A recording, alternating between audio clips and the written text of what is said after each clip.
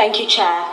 Hi, I'm Zaeba Hanif, first-time delegate from Stoke North CLP and West Midlands Youth Representative for the Cooperative Party. Conference. We all know the Tories are rolling out wide-ranging and devastating cuts to police, public services and funding to local services.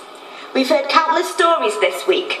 It is easy to quote statistics and facts, but Conference, I want to talk to you today about the lasting and very real impact these cuts will have.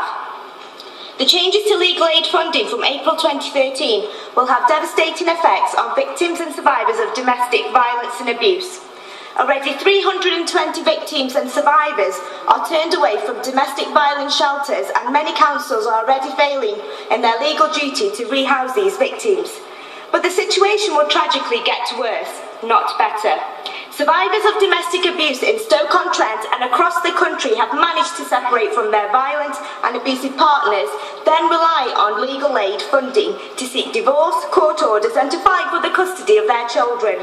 Next year, this assistance will only be available to survivors and victims in cases where there is strong proof of abuse and where the application for legal aid is made within the 12 months of the perpetrator being charged.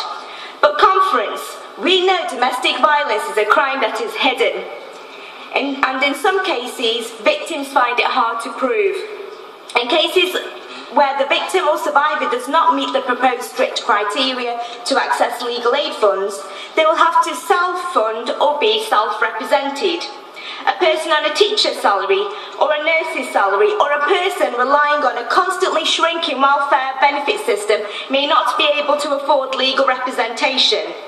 And what if the victim or survivor of domestic abuse has to self-represent in court?